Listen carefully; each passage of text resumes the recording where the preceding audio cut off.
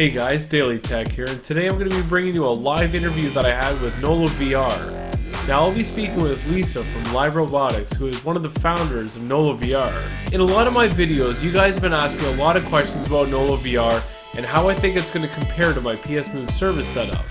There have been questions like, is it going to be 360, or how's that going to work? Or is there no grip button on the controller, and how are they going to compensate for that? So I took all of your questions and decided to roll it into this one interview and find out exactly what's going on so that you guys are well informed before you actually make a purchase. Also, we're going to be looking at a little bit of a demo that they're going to do for us so we can see some of the latency and how the tracking is with the controller. I, for one, I'm really excited to see how this is all going to pan out because these motion controllers I think are going to be revolutionary. So enough screwing around, let's get to the interview.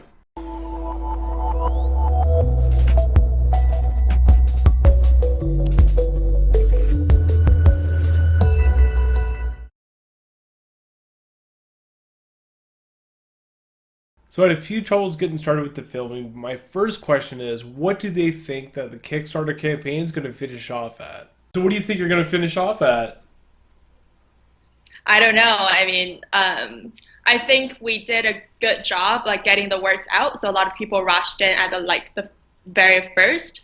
I mean, it's awesome. It's kind of proves the point that like affordable VR really has a market there, and a lot of people like are interested in VR, but probably like the price barrier was pretty big for them to try out. However, on the other side, I think like virtual reality is still like a pretty niche market. It's not like a huge market like phone chargers, you know. Sure. So we'd love to get more people to support us, but we're not like aiming for a really big number either. Well, I mean, I think that's the whole point of what you're doing in mobile VR in general is Right. that really Right. bridges the gap, right? So, and I Yeah, yeah, think yeah. and I Definitely. think what you guys are doing is fantastic. I know a lot of people have been waiting for this sort of thing to come out, and all of a sudden you guys are you completely hit the ground running, which is awesome. Thank So you. I mean, with all the success you've been having so far, I mean, there's a lot of people talking about you. All the forums I visit, in Great. fact, all the videos I've been making lately, I think every single video Hmm. I put out, someone's asking me, "Are you getting Nolo VR? Are you getting Nolo?" Every single Great. video, and my answer is, of Great. course. But what is this? What does this success mean for your company? I mean, were you guys expecting it to explode like this, or like? I mean, I guess like our goal is always to make something people want, you know, as a company and as a startup, and we've been trying to do so. But before it gets to the market, I guess like we weren't really expecting anything, but we were like trying to make something people want. And when we finally put the words out there and started the campaign, we were like very blessed and very like happy about people's users' support and their interest in our product, definitely. Right, right. So I guess it kind of leads me to my next question. What do you think would be the like? What is your primary target market? Are you going after people that are trying to do a full desktop VR replacement, or are you mainly targeting people to have just something for mobile VR? So the Gear VR users that use it, or people that are using cardboard apps, or things like that. Like, what was your main focus, and what was your main goal when you started this up? Right. That's a great question. So, for us, we really, our vision in the long term is really to like try to make the mobile VR scene a little bit more fun with the input devices, and with so hopefully developers are more willing to develop more like awesome apps for mobile VR. So we do think like the wireless, affordable, easy to use mobile VR is the future. So Yeah. right now, the reason we make it compatible with SteamVR as well, it's because the lack of content there for mobile VR, especially for the ones with controller support.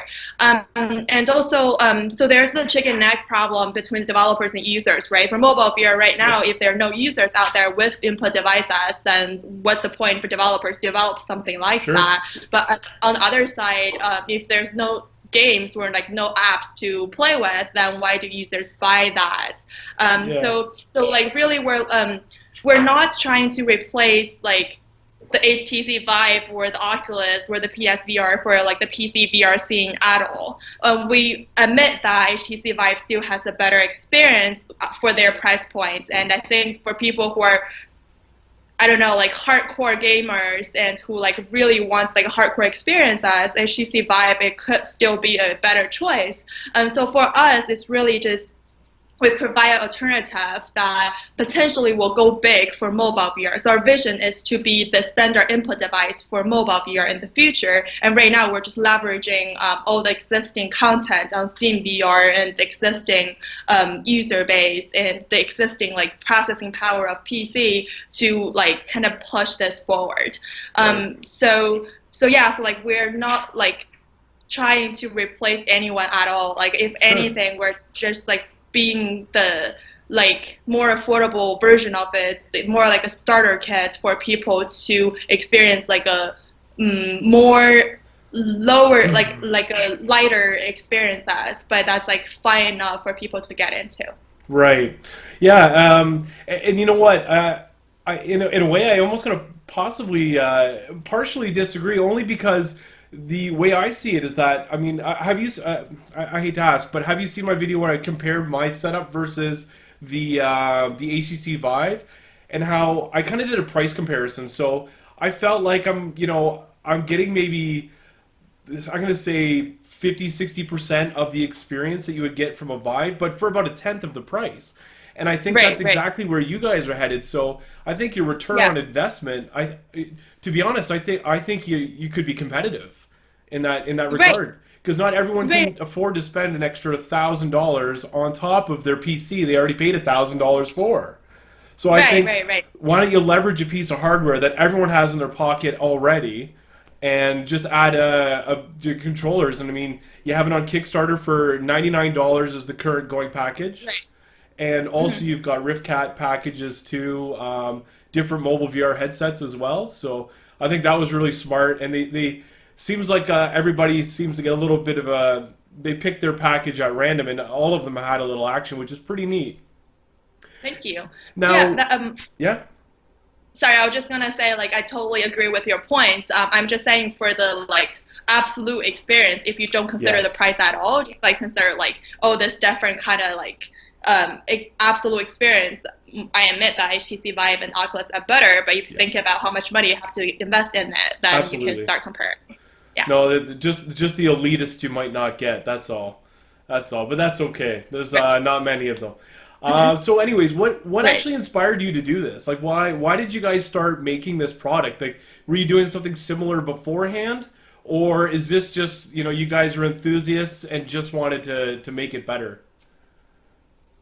Right. I think what's interesting is that we, I guess like a lot of startups pivot and people kind of like go into different things. It's not like you think that you envision like what's going to happen like down the road for 2 years and that's actually going to happen. So like for us, like we kind of got into this interestingly from trying to develop a position tracking technology for drones. So we started off like trying to make sure, because we like our tech team, they are tech lovers. They like are interested in a lot of new technology. So at first we wanted to solve the problem that like drones are very unstable and dangerous when it lacks a GPS signal. Yeah. So we wanted to like try to make them like very stable, either indoors or like in the cities where GPS signals are not very strong. So we started into all these different kind of tracking technologies. We studied a lot of like the inside out strategies for like visual slalom and all that, and also outside in for different kind of technologies. And we kind of like pick and choose to compare, and we chose that our polar track technology right now to have a sensor fusion of optical acoustic and radio signal would be the most reliable and the most affordable, like cost-efficient way to make tracking possible. And the way we got into VR, it's interesting. It's actually for our team. members who's very interested in VR bought an Oculus DK1 to our office Okay. once, and then we started like testing with that with our technology, and we realized that wait, this is actually a fantastic way to do tracking for VR, and in terms of our price points and also the ease of use point of it, so we think it would really be a great pair with mobile VR as well. So we decided, like, and we really think mobile VR could take off in the future for Sure. VR to really reach the masses. So we decided to like develop this product instead, and to make with the vision to make it the standard input device for mobile VR. That's really cool. Now, during your process, I guess pivoting into this, what would you say would be one of your biggest hurdles that you had to deal with? Like, what was one of the toughest things to Well, I think overcome? there. Right. I guess like I want to say two of them. So one is like for any kind of like hardware projects is like to balance the like the functionality of it, like pick and choose what do we want to develop and what we don't when you do the product definition and you think about like what kind of product like in terms of like user experiences in terms of the price point to like really put all different this price points and the all different factors together. That's like kind of hard to make the optimum choice. If you just think about like the tech side like by itself or the price side by itself, like everything by itself is easy, but when you Sure. throw everything together to make a like really good hardware, that's one. And then another challenge, I guess, would be how like VR is like such a platform instead of like a single product. So Right. it's like unlike other hardware, you do like your own product, and that's like either take off or not. But for VR, there's like the software side of it, the app side of it, the hardware side of it, and there's Right. like the output input. So it's just like a computer system that's such a platform that what's the right time to do the right thing. That's like a harder choice. Right. Yeah, that's an interesting way. That's an interesting way to look at it. Now, so speaking of that mix of price point versus hardware capabilities and things like that. I mean, I'm sure at CES it was probably a really busy time for you, and I'm sure you got to see a lot of cool stuff too. What would you say Right. is kind of your secret sauce? What makes you stand out more than the competitors? Right. I guess like our in terms of our the way we approach this is mostly like if we I guess like we think more from the user's experience side of things. That's like something we really focus on.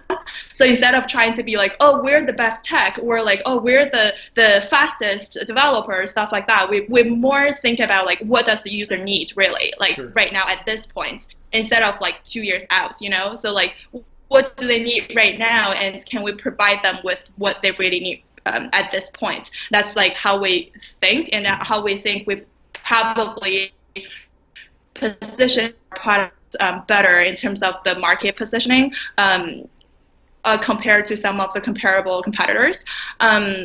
In terms of the product itself, it really is that we provide a new experience that add the most like interaction and part of the VR experiences to mobile VR, so that they can be more affordable and more people can like start playing with VR. And I think that's a really the challenge the whole industry is facing right now. Because if we don't have enough users, then like not like the apps developers won't make money. The like social apps, that's really cool, but if you don't have a user base, then how do you really make that happen? So I think the user base and like trying to reach more people is really what the industry needs right now. Absolutely. And I think what you're doing here is really going to help more people get involved with it because to me, it looks like an easy setup. And I've certainly had some experience setting some of this type of stuff up. And I think I think a lot more people are going to be into some, want to do it more because it's more interactive. I think it's Right. fantastic.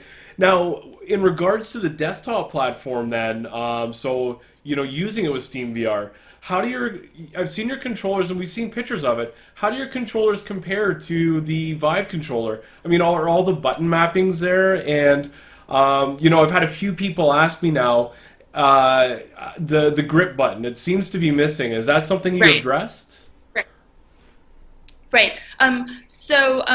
In terms of the controller, we think the 5 had a pretty amazing setup, and we, especially now since we're provide access to Steam VR games, and so we want to emulate whatever functions that's already existing on that system. So right now in the picture, the DK version, we don't have the grip button, but we will add it to the product before we ship it for the Kickstarter backers. Oh, cool. Okay, that's really interesting. I know that's going to answer a lot of people's questions, and you're going to make a lot of Right. people happy once they hear this. That's going to be great. Yeah. For sure. Mhm. So I guess once you start shipping it, what's your plan after that? Right. Our well, right now we're focusing on really to deliver the quality products in time as promised for our Kickstarter backers.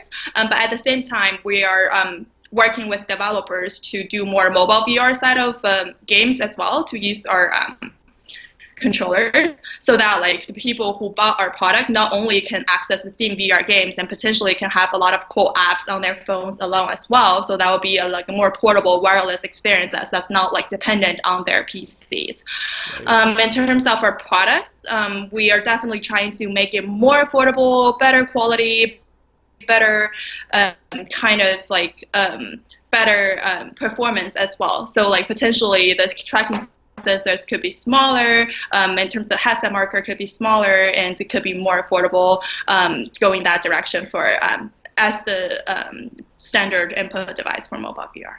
Okay. I think a lot of people think your price point's really good, and that's one feedback that I've heard a lot of so far. So I wouldn't stress too much about the affordability just yet. But now, as Right. far as the hardware itself, and you said you want to develop and continue the development of it. What it is right now, and or how it's going to be shipped in May. The base station. What's the max range that you can get on that? So what sort of room scale are we looking at? And is there optimal ways to place it to get even more direction on it? Right. So right now the base station covers a 4 meter times 4 meter range, and that's Okay. 13 feet in the that measurement. And then to place it, like if you place it, that's like the same level as your eyes when you stand up to play. Where if you're doing a sitting experience, then like on the table would be sufficient. So like Okay. a bit higher would be better because it has a better range. In terms of some people ask about like placing it on the rooftop so that you can Yeah. get like a 360 experience. We've tried that. It's pretty good for a seating experience, but then if you're standing up, then the range could be an issue because you're kind of like blocking. Because it goes like a FOV 100 degrees, so if it's like very close, then the range is smaller. So that's something to consider. I know a lot of people ask about the 360-degree stuff Yes. for two base stations. I'm sure you're gonna ask that. That was my next So question, actually. Right. I mean, we completely understand that. Like, that will provide a better experience for the Steam VR games. A lot of games are full room scale. It's kind of like a, as I said, as a company, our vision is more to be the standard input devices for mobile VR, and we're not trying to really compete with the HTC Vive, where the already established PC VR systems, Sure. even though we could be more affordable. But the R&D costs going into like multiple base stations and the extra cost for like the extra base station and all that may make, and also like the harder setup experience, because if you have two base stations, you do need to kind of have like a calibration system to make them balance before you start playing. So that'll like take the plug and play like portable part of it out. So we're definitely trying to see if this could be a possible route to go, but I'm not in the position to promise anything at this point, if that makes No, sense. no, I completely understand. It does get a lot more complex with multiple. I use four cameras with mine, and believe me, the calibration seems almost never ending in a way sometimes. But no, I completely understand. I just a lot of people have asked me about that, and that's definitely. I think Right, there is a market for it if it ever comes to be. right, I'm sure it'll be mildly. successful at the very least. So, Right, right, right. even put that aside. Do you guys have any other plans for any other type of hardware? I know you said you're going to working with software developers, but do you have any more hardware plans? So maybe possibly your own VR headsets, or I don't really know anything else. Right. So for the VR headsets, we're not going to go that route Okay. because we think there are definitely people who are more professional and have more knowledge in that niche, and there are a lot of people like going into that route already. So we're not going to touch that. But then, in terms of like the hardware play, we're definitely welcoming hardware developers who are making different kinds of um, peripherals for VR games to use our sensors. So we'll provide like a standard sensor, sort of like a more like what was this like standardized sensors that could be integrated to different kind of devices. And also in terms of our own R&D process, I know that like inside out. Tracking technology is Yes. something that's very attractive and very user friendly. So in our R&D side of it, there are definitely plans for that, but there's nothing I can disclose at this point. No problem. No problem at all. Right. Um, I guess down the road, I guess we can't talk anymore about the hardware part of it. That's really cool. I'm very interested. I think everyone would be very interested in that. So, I guess where do you see VR going then for maybe the rest of the year? I know you guys are gonna be very busy for this year, but say 2018. I mean, where do you see yourselves, and possibly where do you see VR going in regards to the general public? Right. I think for our focus, and I guess like kind of in sync with the VR focus on reaching more users on the VR side of things, and then to like really try to um, either it's by like adding more content, or it's by like making it more affordable, or it's by like to make the experience better. So it's like really just to like expand the user base more. And in 2018, our plan right now is just to make the mobile VR platform, the ecosystem better by adding more content.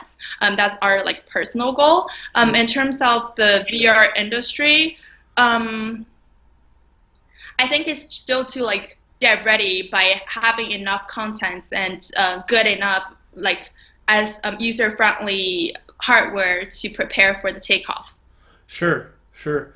Because I think it's really interesting. I for the longest time, PC gaming, console gaming, and things like that, that was the way to go. And then over the last few years, mobile gaming is kind of the way to go. Developers are all making mobile games, and I'm curious if your thoughts are that people are going to start to be more attracted to mobile VR versus desktop VR, and as hardware progresses. Right. I guess for us, like mobile VR, we're not saying like mobile VR as fully mobile, as in like kind of like AR, you can like walk around and like Yeah. wearing the headset all the time. I don't think that's gonna happen for VR because you have the goggles, right? So you can't really like walk around with it. So like I guess the point of mobile VR is really like still like emphasizing on its affordability and its ease of use. So it's like easy to set up. You don't have to have a lot of stuff like ready for it already. You just need your phone that everyone has. Yeah. And I think the phone companies like Samsung, like even like Qualcomm, has really good plans to make their phones VR ready. So I think mobile VR would take off just because it's a bit more accessible and it's getting like the processing power and the resolution on the screen is getting there to be good enough for VR users. For sure. Great. So I think you mentioned in your emails that you were going to be able to do a live demo. Is that still a Right. possibility? Yeah, of course. Our team actually is ready, like waiting while we're talking Oh, that we're gonna sure. do a demo. So let me just turn my laptop around Sure, to like absolutely. point at. Yeah, that'd be cool. Uh, so here you can see our engineer is ready with their wait. Okay, should I like take my laptop around to kind of show the setup, or can you see clearly? I can see it pretty good there. Yeah, yeah, that's good. Yeah, so like Thanks. you can see, there's the base station that's in front of the laptop right now, Okay. and that's where you place it on the table, and then that's the laptop that's running the games, and then we're using a Samsung Gear 2016 with a Samsung S7, S6, S7, and then if you wanna. Yeah, so here's the headset marker attached on the headset and two controllers. And then the headset marker is currently connected to the PC via USB cable. Okay, and then the base station's 100% wireless. Yes, the base Okay, station is standing right there. It's not plugged into anything. It's wireless. very cool. Very cool. Cool. Yeah, that looks So, good. here we're just gonna turn on the Walls of Wizard game Okay. on SteamVR.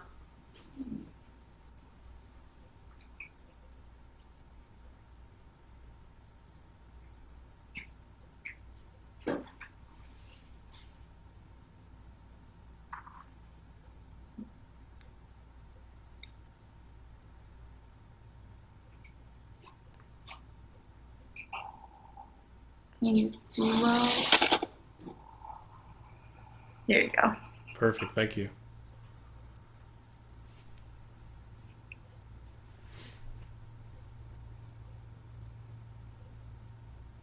There you go.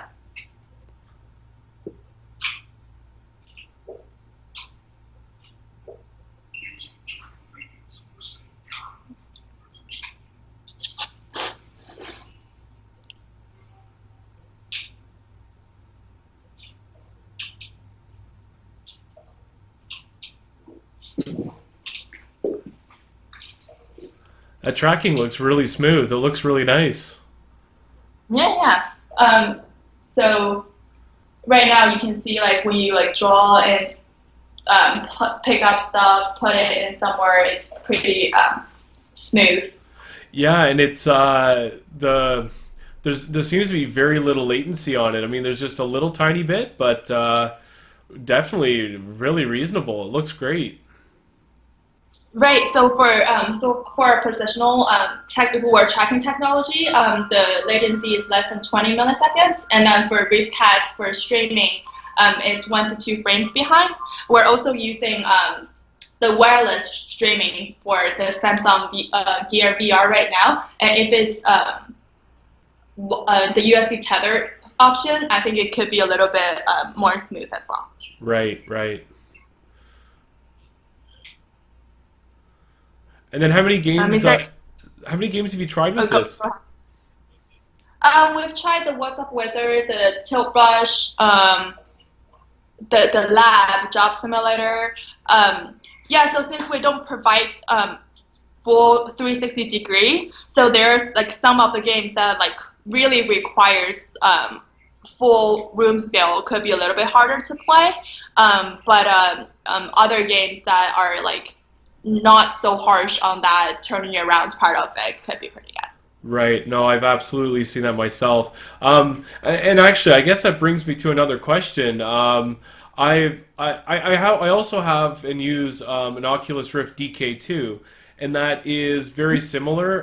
It has only one front camera, and it's not quite 360 degrees. Now, would Nolo VR work with the Oculus Rift DK2? Oh, that's a good question. So, in terms of the games, I know there's like Revive to, that's a software to use to like kind of get into the Oculus library without an Oculus headset. So that could be a possibility for people to use like a mobile VR setup to play with Nodo to play Oculus games. Okay. Where whether the DK2 is compatible with our controllers, that really depends on whether Oculus SDK or whether we can add our like tracking data into the SDK of the Oculus one. But their SDK is like compared to like OSVR, it's like more of a closed platform. Right. So we're like in the process of testing it out, but I'm not that confident in that regard. Okay. Well, I'm sure somebody in the community Right. might figure it out. I regularly talk to a lot of smart people doing that stuff, and I wish I was half as smart as they are. So, and they figure out some Right. pretty crazy So stuff. yeah, so like for OSVR and I know like a lot of people ask us about different kind of headsets other than mobile. So like one is the OSVR, one's the Dupun E2, Yep. and the other is Pimax 4K. And so for those three, I think they all did their system based on the OSVR, like the open source Yes, they are. SDK, and we're pretty confident that we can get those to work. And Okay. also, there's some like all-in-one, those standalone headsets. For example, the ones that's using the Nibiru operation system. Yeah. So we're in touch with them to make sure that we're compatible, Nolo is compatible with their system. So those are the ones I'm confident and we're working on it. So before we ship the product, they will be compatible. In terms of the PSVR and the Oculus DK2, that'll take more work. We'll have to look into their SDK and see how open they are. Sure. That sounds really exciting, though. That is neat. The more people that you can give it to, the better, right? So. Right, right, definitely. Excellent. Well, I mean, I don't want to steal your whole day. I know you probably got a million things to do. But did you have any questions for me before we wrap things up? Um, Not at this point. Okay. I've watched your videos and there are a bunch of like really good like Riftcat with PS Move. Well, I guess like what do you think about the PS Move setup? I mean, we've tried it ourselves as well. It seems quite complicated, Yeah. and the result is the performance not like as stable as we would want it to. But I know a lot of like users have asked us as well, like, oh, so like, can we do the setup ourselves? Like, how does that compare with Nolo? Like, what's the real advantage there? So like, I guess you are a pro on the PS Move setup. So like, do you Yeah. have any input in that regard? I mean, getting it set up for starters takes a lot of patience. A lot of patience, tweaking things and tweaking things and tweaking things. The way I have it set up now, it works really well for myself. And Mm-hmm. in fact, I've compared gameplay of the same game on my setup versus the Vive. And strangely enough, I'm Mm-hmm. used to my controllers more, and I scored higher scores on my own setup versus the actual HTC Vive, which I found was pretty in one specific game I did. So I thought it was pretty Interesting. astounding. So yes, the results can be very good. However, the amount of Mm-hmm. work that needs to go into it, it takes some. You really have to love doing it. That's what it comes down to. If Okay. somebody's looking for a plug and play solution, something that you can just take home, set it up in an hour or so, and then you're going with the best results, it's not going to happen with PlayStation Move. That's kind of the one thing I want to try to tell people, and I'm always there to try to help as many people to get it working because I didn't have that much help when I started, and I pieced a lot of stuff together. And actually, that's Right. why. And it's funny because that's why I never intended on starting any kind of YouTube channel in the beginning. I never once did.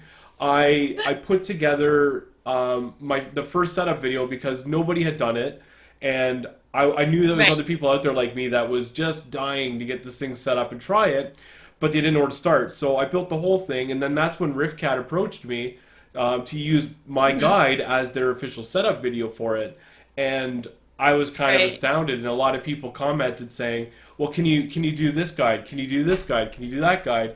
And then, well, next thing I Mm-hmm. know, I'm just kind of doing it all the time now. So, one thing leads to another. I guess, like you guys said, Right. going from your from one thing Yeah, to yeah. another, right? So, Yeah, you never know where life takes us, right? yeah. Yeah, it was interesting, but you know what? I'm having a lot of fun doing it, and I really hope to. In VR, just intrigues me almost more than anything. So, Hmm. that's as soon as I heard about you guys, it jumped out at me, and every solution I want to try and give an honest shot to, but we'll see how it goes. And I'm super excited to see what this year brings, and I think even going forward, it's just I think it's going to be a real eye opener. So, yeah. Cool. Awesome. Yeah. Great. Well, thank you for your time. Yeah, no, thank you for your time. It's my Friday night. I got nothing better to do, and you look like you're busy at work on a Saturday. So, try to get off early today, and I'll let you go to to get some work done. All right. Well, thank you very much. It was very nice talking to you, and feel free to reach out if you have any questions. I might end up doing that. Thanks very much, Lisa. It was a pleasure meeting you. No Thank you. problem. Nice Bye. meeting you too. Bye-bye. Bye. So there you have it, folks. If you have any more questions at all, feel free to leave them in the comments below. I'm sure me, myself, and Nolo VR are both watching very closely to answer any questions you might have about the functionality or about future improvements that might be coming. And be sure to subscribe to my channel for more content like this and a lot more coverage on mobile VR. Thanks for watching, and we'll see you next time.